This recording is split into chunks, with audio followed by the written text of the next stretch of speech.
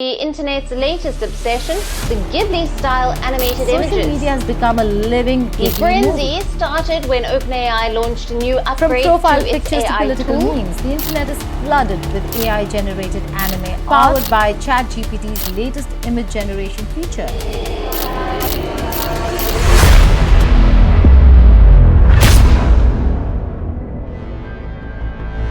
Ghibli. ඔයා මේ video එක කරලා කියන්නේ ඔයාත් මේ වෙන්නේ ඔයාගේ ෆොටෝ එක මේ Ghibli ස්ටයිල් එකට කන්වර්ට් කරගෙන ඇති. ඉතින් පොඩ ක්ලාස් නෑ නේද? අමුතුම නොස්ටැල්ජික් ෆීලිං එකක් එනවා එක්කගෙන. හැබැයි මම ඔයාලට කිව්වා ඔයා මේ අප්ලෝඩ් කරපු ෆොටෝ එක ෆියුචර් එකේදී ඔයා හිතනවට වඩා ඔයාලට පෝස්ට් එකක් වෙන්න පුළුවන් කියලා ඔයාට විශ්වාස කරනවා. ඔව් එහෙම වෙන්න පුළුවන්. ඉතින් මේ Ghibli AI image generation එකේ ඩාර්ක් සයිඩ් එක ගැන අද අපි කතා කරමු මේ වීඩියෝ එකේ. මම ගාරාම්ෂි.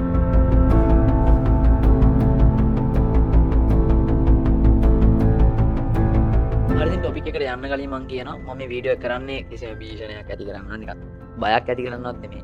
මම මේ වීඩියෝ එක කරන්නේ මේ AI generation එකේදී මෙන්න behind the scenes වල මෙන්න මේ වගේ process එකක් වෙන්න පුළුවන් කියන idea එක ඔයාලත් එක්ක share කරගන්නවා විතරයි. මේ වීඩියෝ එක අවසන් වෙනකන් බැලුවට පස්සේ ඔයාලට පුළුවන් ඔයාලගේ තීරණයකට එන්න. ඉතින් මේ Ghibli cartoon කියන එක මේ මෑරික දාපු දෙයක් නෙමෙයි. ඉස්සර කාලේ ඉඳන් මේක තිබ්බා. ඒ කියන්නේ අවුරුදු 20කට විතර කලින් ඉඳන් මේ Ghibli cartoon කියන එක තිබ්බා. anime වගේම cartoon type එකක්. ඉතින් අර තමන්ගේ ෆොටෝ එකක් අප්ලෝඩ් කරලා මේ විදිහට Ghibli style එකට කන්වර්ට් කරගන්න ෆීචර් එක ආවේ මේ මෑතකදී ChatGPT එකෙන්. ඉතින් ඒක ආවට පස්සේ මිනිස්සු මිලියන ගණන් බිලියන ගණන් මිනිස්සු තමන්ගේ ෆොටෝස් තමන්ගේ පවුල ඇතුලේ දාපුවා. යාළුවෙක් ගහපුවා. ChatGPT එකට අප්ලෝඩ් කරලා just single prompt එකකින් ඒ ෆොටෝස් Ghibli style එකට කන්වර්ට් කරනවා. but ඔයාලා නිකමට හිතුවද ඔයාලා මේ අප්ලෝඩ් කරන ෆොටෝ එක ඇත්තටම මොකද්ද වෙනව ඇත්තේ කියලා? ඔයා හිතන්නේ මේක නිකම් මෙතන ස්ටෝර් වෙලා තියනවා කියලා? නෑ. ඊට වඩා behind the scene process එකක් මෙතන වෙනවා වෙන්න පුළුවන්. පළවෙනිම කියන්න ඕන දේ තමයි ඔයාගේ information කියන්නේ companies වලට valuable data. Okay? It's just not your information, it's very valuable for those companies. එතකොට දැන් ඔයාලගේ photos upload කරලා තියෙන, ඔයාලගේ පවුල ඇතුළේ ගාව photos upload කරලා තියෙන, යාළුවෙක් ගාව photos upload කරලා තියෙන, partner එක ගාව photos upload කරලා තියෙන්නේ. අපි දැන් අනුමාන ටිකක් ගමු.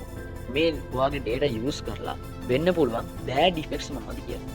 මේ data AI එකට feed කරලා එයාලව train කරන්න මේ ඔයාගේ data use කරන්න පුළුවන්. ඉතින් මේ විදිහට මිනිස්සු මිලියන ගණන් බිලියන ගණන් මේ විදිහට photos convert කරගෙන ඇති. ඉතින් මෙතන මේ photos වල මේ කට්ටිය එක එක places වල එක එක කට්ටිය එක එක emotions වලින් ඉතින් මේ විදිහට data analyze කරලා AI එක train කරන්නේ මේ AI එක accuracy එක වැඩි කරගන්න. එයාලගේ algorithm එකට තව ටිකක් develop කරගන්න. එයාගේ human nature එක තව ටිකක් වැඩි කරන්න.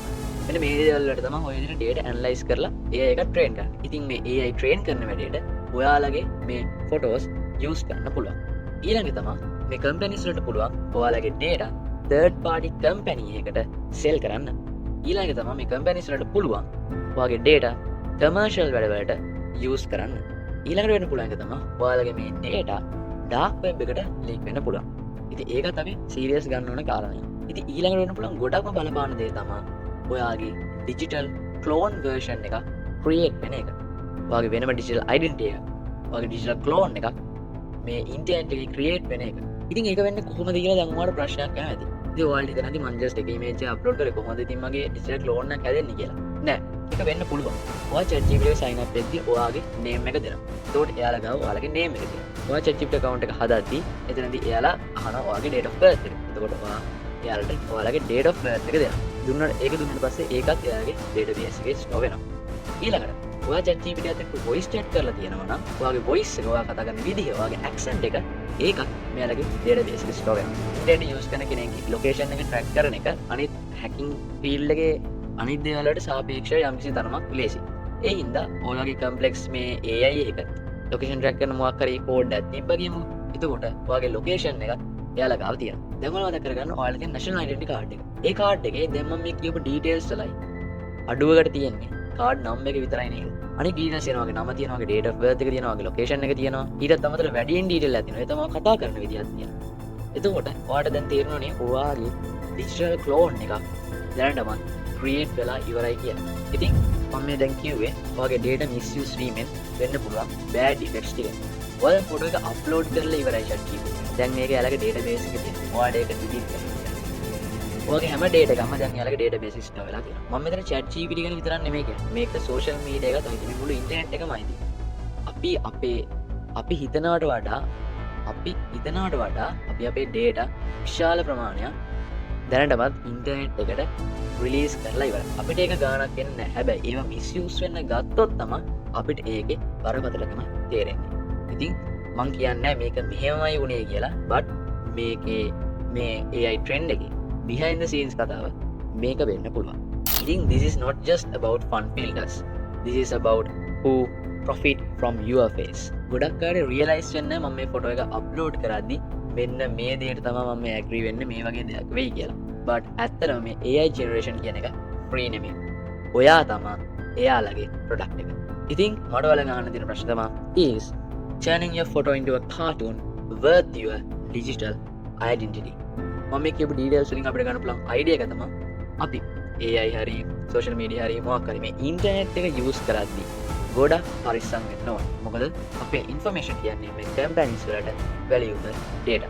Think before you upload.